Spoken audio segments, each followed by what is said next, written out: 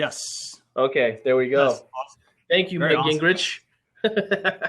Let's see what we got over here. We've got That's typical. That's typical. Hey, but you know what? It's all about teamwork, right? I mean, Mike had an issue yesterday. He I think restarted his blab, and I think it fixed the issue. Yep. So everybody, this is Vincent and I. This is our first time doing a blab together. What we really wanted to do with this, though, was we wanted to make it fun. Like, I know people can do this to talk about like different specific topic, for instance, establish themselves as a thought leader. But what we wanted to do was every week kind of cover what's new, what's hot in social. Basically, give you guys kind of a rundown on what you might have missed in a couple of minutes. We're going to try to keep these to 30 minutes or less. Also, talk about maybe some, apps or whatnot, possibly that are related to some of the, the new announcements for the week. So, if you guys have any questions, drop them in the comments over here on the side. I believe you can hit /Q and it'll pop it up as a question. So, Vincent, if you want to record it, Christian, there's that button in the top left there. If you're on desktop. Yeah. It should say record. So, we're recording. Okay. On the record. Yes, we're good. Yes. Cool. So, Vincent, you want to start off? What kinds of things did we miss this week in social? Well, I mean, it seems like there's been a lot of updates coming down the pipe over the last several months about everything, and Facebook has been all over the place. So Monday they came out and announced later this week that Monday they had their first one day of 1 billion users on the site at the same time. So, apart from being a vanity metric, that's pretty significant, I would say. I mean, that's a pretty significant number and an achievement, if you will. I mean, just for the simple fact of the technical side of things, even when you think about 1 billion people on the site at the same time, and what do their servers have to be doing to maintain that? People posting videos and pictures and talking on the messaging. I mean, everything. It's pretty amazing. That could happen, but it's not totally surprising. It's not totally shocking whatsoever. To be honest, when I heard it, I was a little surprised that it hadn't happened before. Yeah. I mean, I think that the whole Facebook getting 1 billion users in a day. I think that it actually almost want to say like proof of concept, sort of. I mean, I know yes, it should have already happened, but I think a lot of people have always said, well, hey, Facebook's got all these huge numbers. How many of those people are actually engaged on a daily basis? I think really that this is I think a prelude of a lot of really great things to come, because I know they've launched also their own live streaming tool. It was specifically now for verified mentions. Basically, you have to be a verified account to get access to this. But I think overall, this is really, it's basically going to make the site even more sticky than it already is. So I think this is going to be a really, this is the first of many, I think, important things to come. Yeah. It was, and it's significant because it was, they waited. I'm sure they had to wait to confirm that stat, because they only announced it today, and it happened on I think it was Monday that it actually happened. So whatever they needed to do to confirm that and figure out how they wanted to do it, and it was significant enough where they had Zuckerberg come out and actually make that proclamation, if you will. So yeah, I mean, I think it's a good answer also to all the constant talk. You always, how many articles do you ever see every couple months, especially it'll happen where Facebook's dying, Facebook's dead, people aren't using Facebook, millennials, teenagers are not using Facebook. It's pretty crazy. I mean, I'm sure there's an element of truth to some of that, but in general, I don't think that's the case at this point. Right. Yeah. I mean, a lot of people, they're like, oh, Facebook only wants you to pay. You've got to pay to play. Every service is getting to be like that. I mean, you can't just open it up to everyone and say, okay, go have, free reign of everything and, not have the business be able to collect some sort of revenue off of it. Or Right. have a way for them to, A, to monetize the platform, or B, have a way to, really kind of pay for some of those servers like you talked about.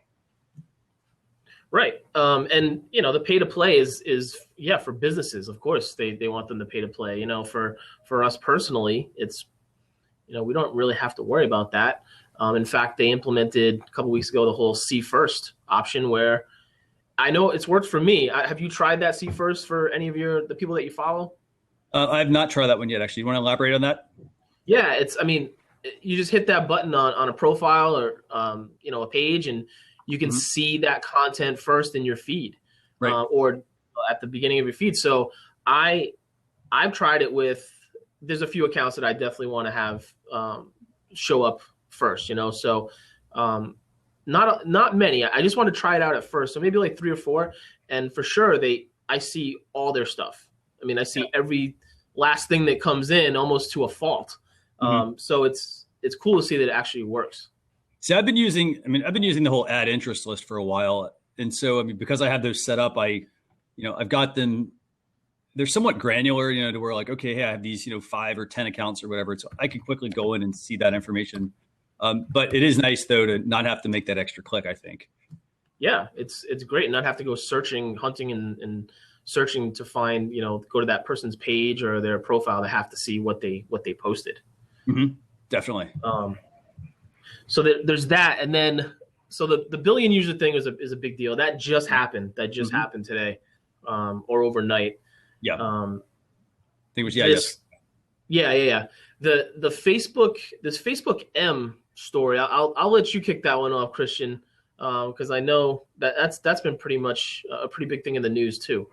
Yeah, so Mike actually was asking about this as well in the comments. So this new feature, basically, Facebook's testing out something it's called Facebook M. Basically, it's if you've got a smartphone, you've been using Siri on your Apple product, or you've been using Cortana. Basically, Facebook M is it's a virtual assistant. So you'll be able to do things like, let's see, you can make some restaurant reservations, if you need to find a birthday gift for somebody.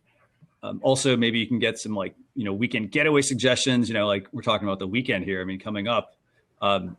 So, basically I think it's going to be another iteration of Messenger. So, remember when people started complaining like, hey, you know what? Facebook's making me download Messenger, and it became its own separate app. I think that they probably broke it out into that because of, some of the things that they've been looking to do with it. I think by having it in a separate app, one, it can become something that someone downloads and uses because, they might just want that virtual assistant piece. But at the same time, I think that it's going to give them some room to grow.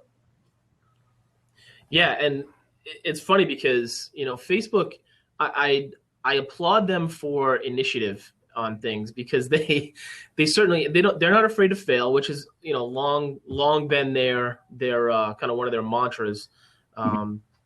It's the apps that they've come out with over the last few years, especially, they haven't all worked. They haven't all worked. I personally use Facebook Messenger a ton. I love it. Right. I've used it for the phone calls. The phone calls, they dropped off here and there, but it's super clear. It's almost better than my phone. It actually is better than my phone, the sound. Yeah. The Groups app. I love the Groups app for Facebook. Right. So this one, they're definitely trying to compete with Google. And the other thing from what I saw is that so right now that M service is actually manned by humans. Addressing your what your questions or needs are, which I don't know that they'll be able to keep it that way, but it's funny because Facebook is almost between the Mentions app and making the live feature only available through that, and now with this, I know right now this M thing is only available to a few select people in the Bay Area in Silicon Valley, I think. Yeah. They're going to have to scale that at some point. But it's funny how there's this exclusivity that's developing in a way for, Facebook's trying to hit this exclusive audience with some things to accomplish different things.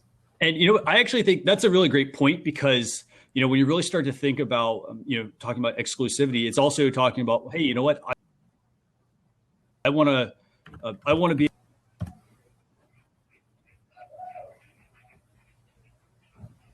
to people that have built it. It's almost like creating tiers for their services. That way, if I'm using their service and, say I don't have as big a following, it's like a beta tester, testing it with obviously most influential users, which they've probably already done. But, overall, I think that, this is also, they're replacing a lot of other tools as well. Like, I don't know if anybody's used TaskRabbit. Like, that's a tool that, basically let you take like certain tasks and, assign, you had somebody else do it for you. And a lot of times it's, potentially smaller tasks and things like that. That's something that I think Facebook is probably going to be, trying to really get into. This also actually really reminds me of Apple Music. How many of you, in the comments here, how many of you use Apple Music? So, a lot of people like Spotify, for instance, when, that was basically like letting people curate playlists. What Apple has done, though, is I think they've really taken a step up. They actually have people that are curating, really great. Yeah, that's true. That's a good point. Playlist, so that when you log in, I agree with you. I don't know how you can keep that up. I mean, you get 1 billion people or whatnot using your services. That's a lot of people to have to kind of like, get to use this. But I guess you could also maybe say, hey, Facebook, and like if that feature like right now is being rolled out to a smaller subset, maybe they're going to take it and roll it out to like other, smaller areas and task that group with specific, essentially use their app to basically also accomplish tasks. Like they could bring in like a work or something. So. Yeah. I mean, it's a concierge service basically. I mean, that's in a way, aside from the other digital tasks that you maybe ask it to do, but it's like a concierge. So yeah, it's interesting. It's interesting what they're trying to do with that and kind of put that exclusive label on certain things. It's funny you mentioned Apple Music. I was definitely more of a Spotify person when Apple Music came out. I did not go over to Apple Music at all. I was on Spotify, and then the Dr. Dre album came out. Mm-hmm. The Dre album came out, a few weeks ago, and they were like, it's only available here, and it's live streaming here. In fact, you couldn't even. Well, you could buy it through iTunes at that time too, but but it was only available through Apple. So of course I jumped in there, and they give you a 3-month free trial. Mm-hmm. So you can't go wrong with that. And obviously the idea behind that is you get 3 free months. Well, I'm building up my playlist and I'm listening and favoriting and doing all that. So after 3 months, I'm more likely than not to stick around, So it's interesting. I mean, that's an interesting approach to it. We'll see how smart it is in the long run. Here we have I'm looking at the comments. We have Dr. Vogelman over here. Apple's been very good to his dad's stock portfolio. I would have to say yes. Apple has been doing terrific as far as returns on stock, as far as helping to increase shareholder value. And Ilian has that she listens to her music through YouTube playlists. Yeah. I use YouTube playlists as well. It's just a little bit more clunky just because, it's through Vivo, primarily the stuff like mostly the music that's out now, they use that Vivo platform and, or there's like a lyric video or something. I mean, it's a little bit more clunky. Spotify usually has, for me personally, I usually have everything there. And on mobile, like on my iPad, Spotify, I don't pay anything and I can do everything. Mm-hmm. I can totally do everything I can on the desktop. On my phone, it's different, but on mobile on the iPad, I can click any song I want. There's some ads here and there, but you can click to listen to a video for 15 seconds, and then you're ad free for the next 30 minutes. So yeah. Yeah, it is going to be interesting. We're talking about like exclusivity here. We're talking about, for instance, like Facebook's got Facebook M, which is basically a virtual assistant.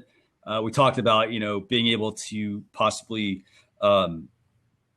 in a way, like create like, a little, a little subset of being able to like task people with things.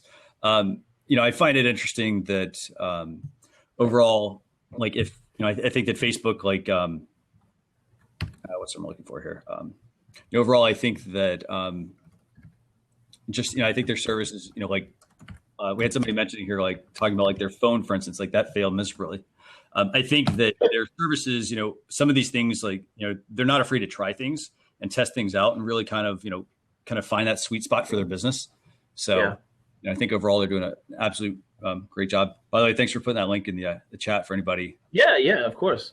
Let's so moving right along. We'll try to keep it concise. Yes. The kind of the big, I would say, really the most relevant thing to probably all of us that happened this week, in the sense of social media, is yesterday's or this week's update of Instagram. Yeah. The Instagram update. Now, I saw a lot of positive feedback on the way that you can now do portrait or landscape. Mm-hmm. I also saw a little bit of negative feedback where people were, they were like, oh, well, I kind of enjoyed the fact that Instagram was different in the sense that I could only do that and everything was in that fashion. So it'll be interesting to see how that develops. I mean, photographers I know are happy. I've seen that. Have you been able to check it out at all yet, Christian? It's actually funny. I tried downloading it. I didn't have the update yet, which I thought was really kind of odd. It's like, hey, you can go get it. I was like, okay, let me go check if it's there. And, and I haven't seen the update come through yet. Maybe I'll have to do a phone restart or something. Yeah, it was kind of weird because we were having that same thing yesterday too. And I didn't have the update, but then all of a sudden, like last night, I just went back into the app and it was there. It was good to go. But the update wasn't in the store and it wasn't showing. So I was like, oh, that's weird. But yeah, so it's there now. It just in general, it has a different look.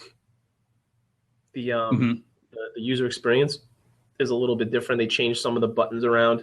The layout application is still available in there like it was before. So right. if you have the layout app, you can use that to apply it in there. Which I know I've used that a lot. I've used that layout app a lot. It's good that they tie it directly in there. Right. Mm-hmm. That's actually really awesome that it's all tied together. I do actually want to ask. So you mentioned, you mentioned there were some people that were like, I guess they weren't happy about the fact that like, you went from being able to shoot in a square to being able to now shoot portrait and landscape for photos and videos on Instagram. What was some of that feedback you got, from people? Well, it was just more because Instagram is essentially mobile. I mean, it's almost all mobile. They've added some things here and there now lately, like the search bar on desktop where you can go in and you can actually search hashtags and, but it's known for being mobile. And the idea behind it is to keep people on their mobile device. So the fact that now that there's this other options in there, there's always people that are going to be resistant to change. Like you were just talking about with Facebook, every time Facebook comes out and makes any sort of change whatsoever, there's this huge upheaval. People just complaining, no matter what. You're never going to please everybody. Instagram, it's big enough where that's going to happen, I think, every time too. And this is a major update. So not surprised to see some people a little unhappy. It was a very small contingent from what I saw, compared to the amount of people that are much happier about it and like the new options and the way it's laid out now. So I don't think it'll be a big issue. It's just more about the fact that it was just this one option before and everybody was kind of on an equal playing field in a way. And now, some people have an advantage because they're better photographers, maybe. Who knows? Yeah, in people's minds, who knows? That actually was, by the way, I'll answer this, but I know there's a couple questions in the comments. I don't know if you want to look at those, but overall, I think that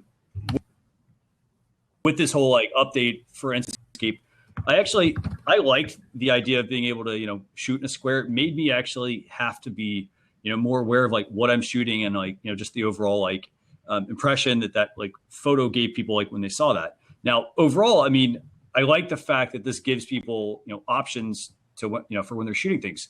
I'm even wondering, what do you guys think? You can even leave this in the comments. Do y'all think that Instagram at some point might even become the de facto like app on your phone? I mean, right now I use, for instance, on iOS, I have, the standard camera app, which I rarely use except if shooting like a portrait photo or something in, that I want to like shoot at in like slow motion or something. But I also use like Camera Plus, and then I have a host of other apps as well that I use for taking photos. Do you guys think, Instagram could become that particular app that everyone uses? Given the fact that you've got, basically you don't just get like, oh, hey, I get different ways to shoot photos, but I also get, the layouts. I also get a lot of filters. I also have the community tied into it as well, rather than just having a standalone camera app.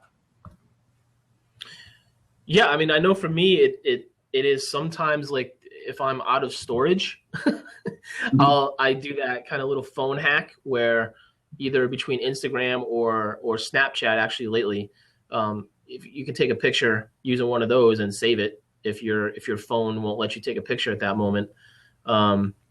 So yeah, I mean, it has that functionality.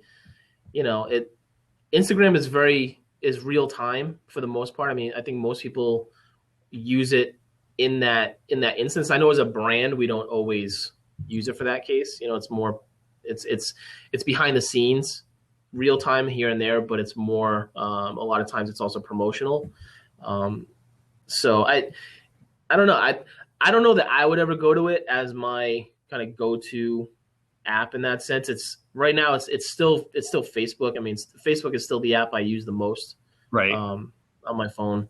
And I can still do a lot of those functions through the Facebook app, even the picture taking. And now Facebook with the updates over the last couple months, kind of trying to combat Snapchat. I think you can add in things, emojis and text and filters and all that. So I don't know. I don't know where. I don't know that it'll become that instance. But I see your side where a lot of people could potentially use it for that. Yeah, I mean, I think, overall, I think that, I mean, again, it's all about giving people options, as far as apps and, and the tools that they want to use, whether it's to help grow their business or, to help to help them shoot, family photos, things like that. I am wondering, with this whole Instagram update. So, for example, like now they're giving you options to, to shoot square, landscape, portrait. I wonder if they're going to get to the point where you'll be able to now upload from your desktop, because in a way, like, okay, now, yeah, great, I can take a photo with my phone, but that's probably the biggest feature I think that everyone wants. And I know it's all, hey, they want you to be mobile, they want you to do things in the moment, which makes a lot of sense. But I think I'm wondering if this is kind of precursor to, people actually then having that option, because they have started to enable some of the other, features like the ability to access Instagram and, yeah, to whatnot to like and engage with some of the content on on Instagram on the desktop. Yeah, the thing I like, I probably move on after this, but with Instagram, the other update I like is, some of you may have seen this, some of you may have it, because it's been off and on mine for some reason. But when you go to do a hashtag in the caption, it will populate with that hashtag like it normally would for I'm trying to think, on the desktop. Mm-hmm. On the desktop, when you do a search for a hashtag, it shows you all the other ones that are related. Well, on my phone, it's been off and on doing that, so that you don't have to just know, you can kind of filter through and say, oh, well, I didn't even know that was a popular hashtag, let's say, and you can put that one in there. So it's really facilitating the use of more and more hashtags. Right. No, definitely. I completely agree. And I mean, that's important. That's a really good point to mention. I mean, if you're looking for hashtags, sometimes you do want to stick with like a generic hashtag, depending on what it is you're trying to, what you're sharing, in particular. But also don't be afraid to, to do some searching and come up with something that, really works with, the type of content you're sharing. Make sure you don't hijack somebody's hashtag and, and try to insert your content into an inappropriate conversation. But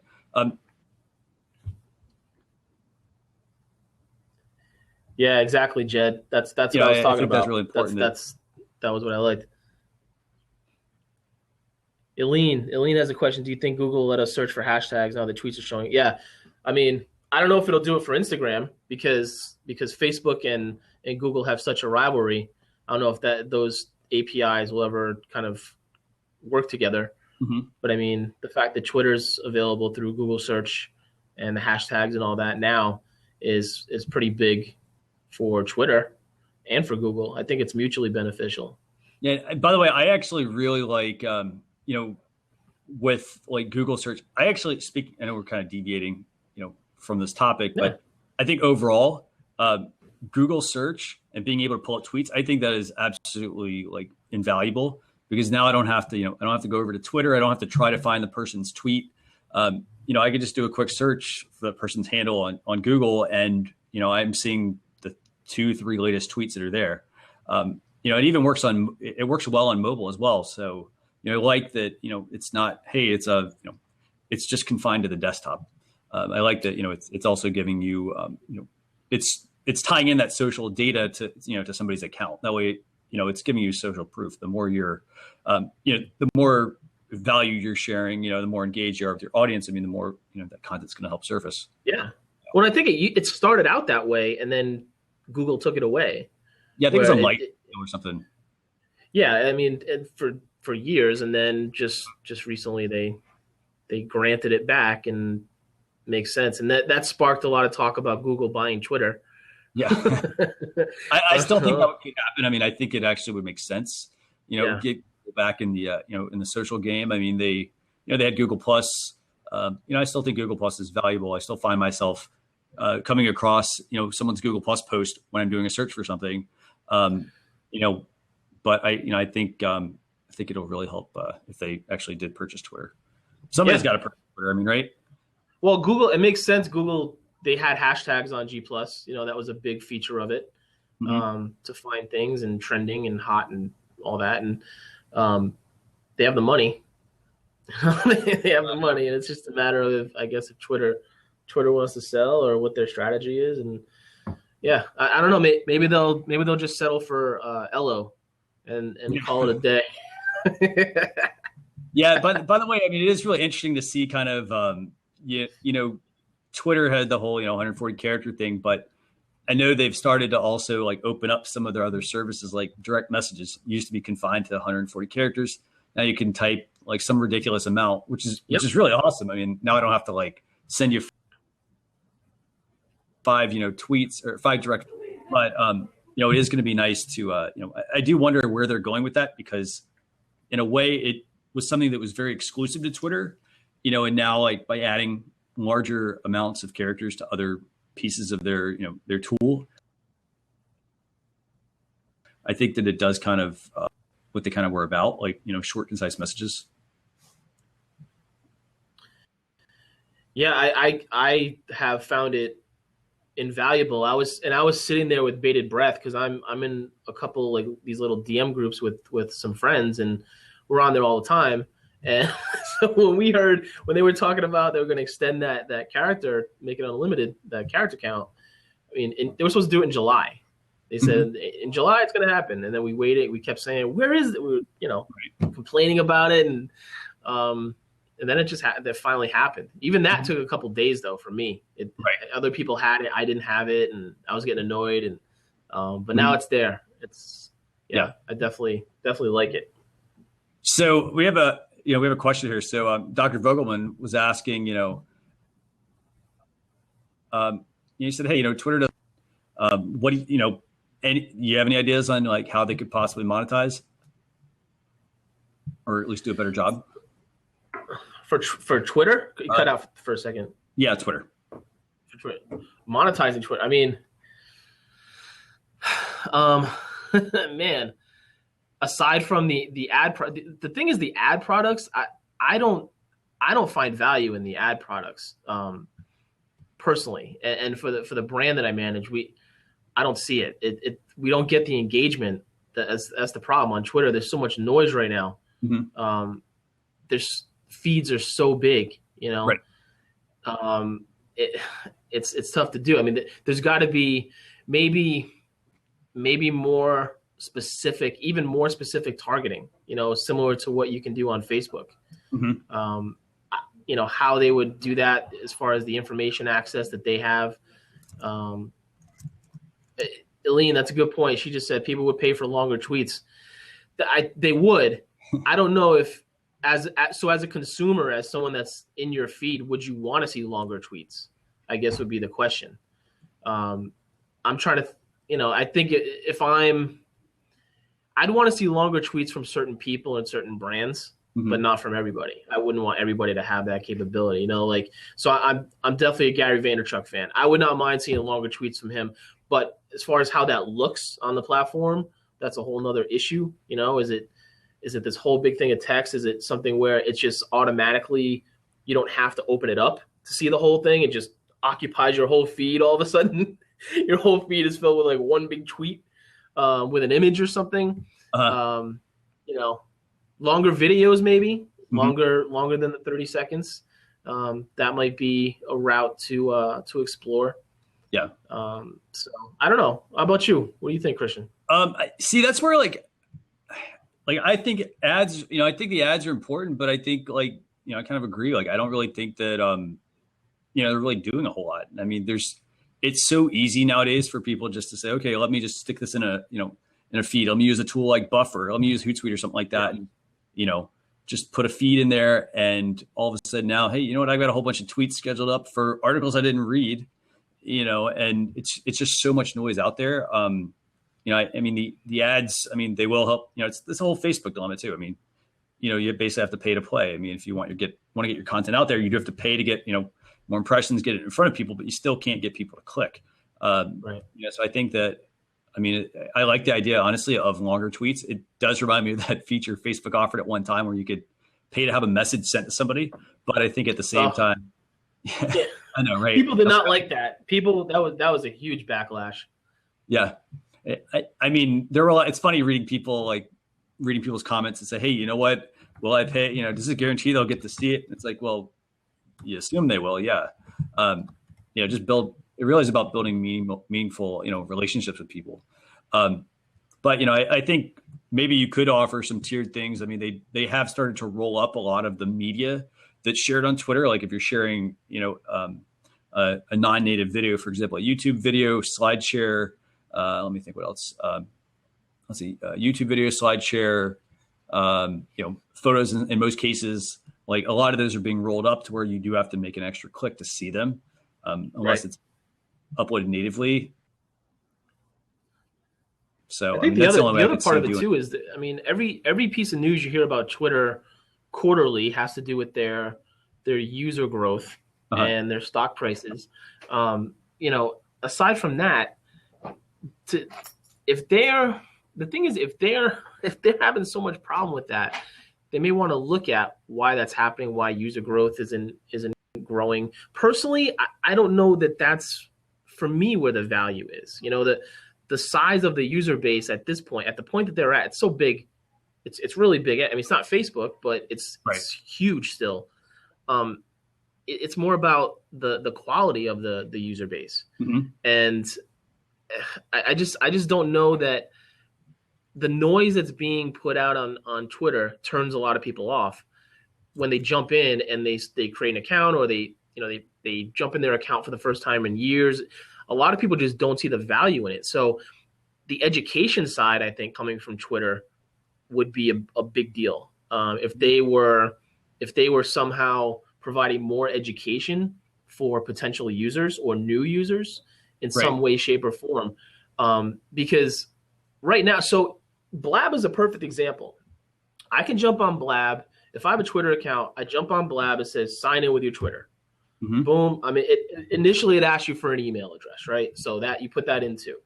Yeah. But you sign in with Twitter, you're in. Twitter's like account creation process is a little bit too involved for some of I think that the audience that they're missing in a sense, and the value that it's not providing is mm-hmm. keeping it from getting into other people's hands that would potentially use it. Mm-hmm. Yeah, I mean that is one thing that that really I like about Blab. So I know we're kind of jumping into another topic here, but I think Blab overall, I mean, I like that it's super easy to sign up for.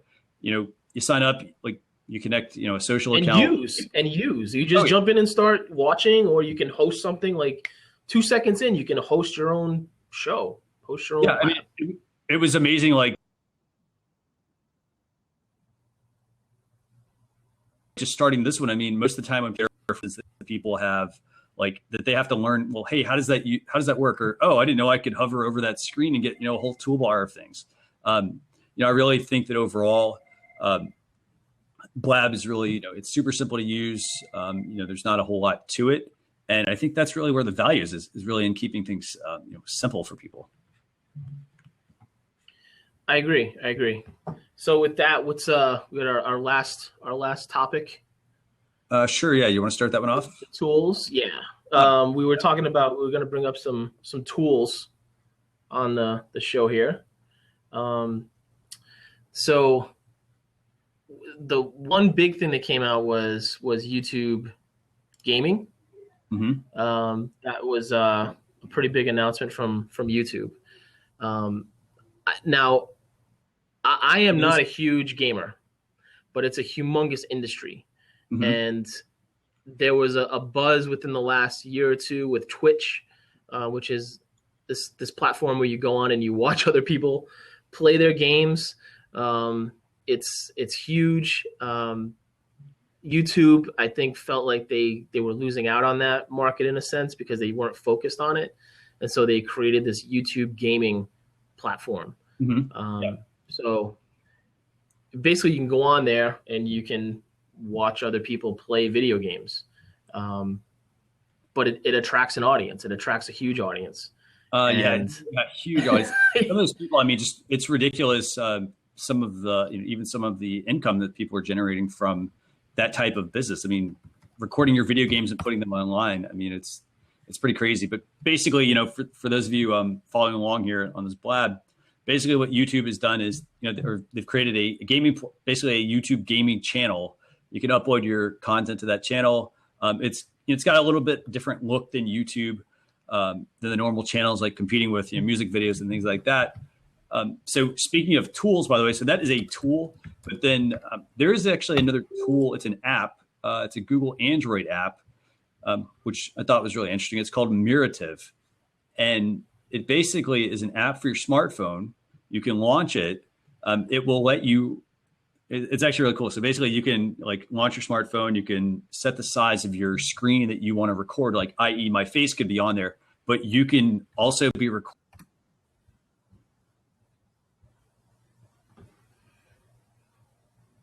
you playing a game, which I think is recordings on a phone anyway.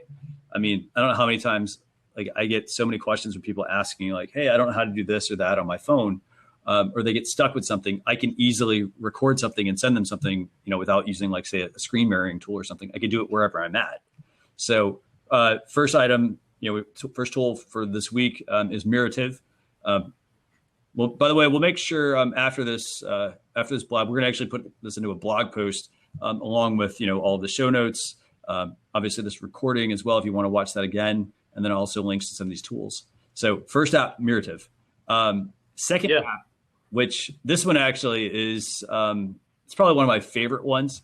It's called Sharetally, and I don't know how many of you have actually you go to somebody's say it could even be your own blog. You go to your own website or your own blog, and you're looking at like, hey, how many social shares did this particular piece of content get? And 1 minute you refresh it, and it's like, hey, I got 500 shares, and then you refresh it again, and it's like, well, hey, you only have 100. Well, what's going on here, right? So this particular tool lets you put in a URL, so you can put in your website, you can put in a blog post, doesn't really matter, and it will total up all your shares.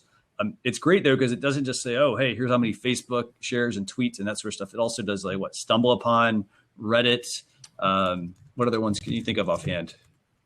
Pocket. Yeah, it's got, Pocket. Like Pocket was the big one because there's some other ones on there that I really wasn't. I mean, I don't know all the ones. There's some. I don't know if they're foreign or what, but there's some kind of whacked out ones too. And I'm sure there's an audience that uses, but I don't. But the Pocket one, aside from the other big ones, the Pocket one was interesting to see. You can see how many people saved it for later, basically. Yeah, yeah. You've got yeah, you've got like how many people have Buffer. You got your standards. You got Buffer, you got LinkedIn, Google Plus, Reddit, Stumble Upon, Facebook, Delicious, Pockets. Let's see. They're also what was the one? It was the one with the popsicle. I forgot the name of that one. Um, there's tons of apps. I mean, basically where it's pulling in all of the social like data from the. Yeah, it's got Inbound. It's got Delicious. It's like 20 plus like D-Zone. Yeah, but I mean the big ones. Yeah, Reddit, Buffer, LinkedIn, G Plus, Pinterest. No Instagram because Instagram, that wouldn't make sense really. But these bigger ones, and I mean when we talked about it and you sent it to me, that was the first time that I ever heard of it or opened it, to be honest. And I mean, it's not like it's super involved. You just I installed the little button, the bookmark button, similar to what your Pinterest button does, the pin it button, and I started messing around on websites, the websites that I go on a lot, and seeing those numbers from different things. And it's not that those numbers aren't generally available. I mean, a lot of them are. Some of them aren't. Like you don't know how many people pocketed that article, let's say. But usually there's some sort of social button number that's popped up on the screen on the site. But this just makes it really easy to see. For me, it was already useful for my personal websites and the brand websites, just to see those right away. Yeah. Hey, by the way, I would really love to see Evernote included in this. I mean, how many, Evernote or for example, like RSS feeds would even be pretty nice, to be able to see, for instance, how many people have clipped your articles, or even how many people have, are pulling this in, for instance, from an RSS feed maybe. That way, because a lot of people like, it used to be like everybody would, you'd go to somebody's blog, but nowadays like, hey, you know what, you got RSS feeds. How much of that audience actually makes it back to your, website? Or are they just, are they just viewing it in RSS feed? Yeah, it's a nice little add-on, nice little tool, and you can then start working it in with your Google Analytics for your site, and just have a nice idea of what's going on. Right. Absolutely. And the last tool that we wanted to mention today also, it ties into an Instagram. It ties into the whole topic, which really was kind of the sort of the focus, I guess, from this week in social. So it basically is an app called Afterlight. I suspect at some point they'll probably, have to change kind of how they, let you shoot in square and portrait and landscape. But what this app does, basically, it's I'd say it's almost like a one-stop shop for taking photos and really editing them. You could open the app. They've got tons of filters. They've got tons of options. Like you can put borders on your photos. You can apply filters. You can do color correction, exposure. I mean, it's mind. Usually you have to be, really into photography to understand kind of how all this stuff works. But they've been able to layer a lot of this into the app. What's really great though is that it doesn't just work like, okay, I took a photo and let me post it to Instagram. You can save it right to your camera roll. You can save it right out of Afterlight into Instagram, along with a whole bunch of other applications. So this way, you're not just like confined to one app. So, so that's actually another app I recommend everybody check out, especially for your photos. So does anybody have any other? Yeah. Yeah.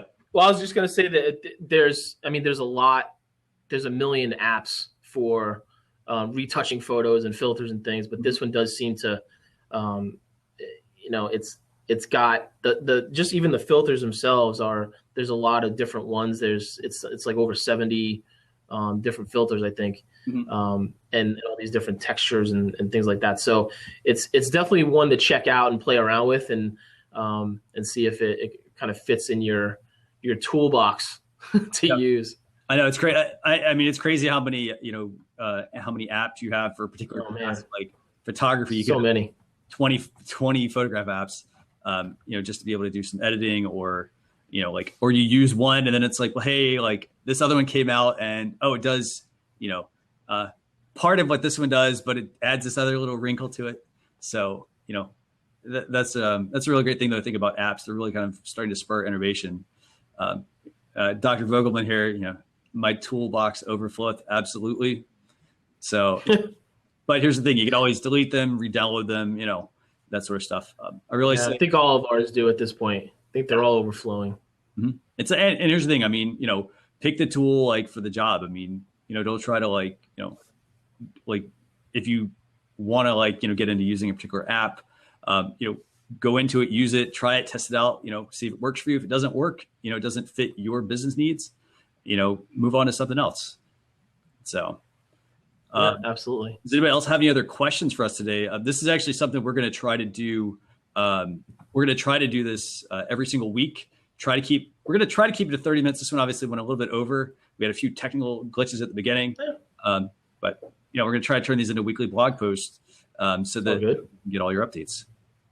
So, yeah, sounds good. I mean, we'll and in the future maybe we'll let some people jump in and ask questions and engage and all that for sure. Definitely. So, thank you everybody, and we hope you all have a great weekend. And this will be online shortly. Probably, I think it'll go out probably either later tonight or tomorrow morning. Thanks, guys. And the blog post, right? You'll put the blog post up. Mm-hmm. We'll put that up. So awesome. Thanks a lot, guys. You guys have everybody. Awesome weekend. Later, Christian. Later, man.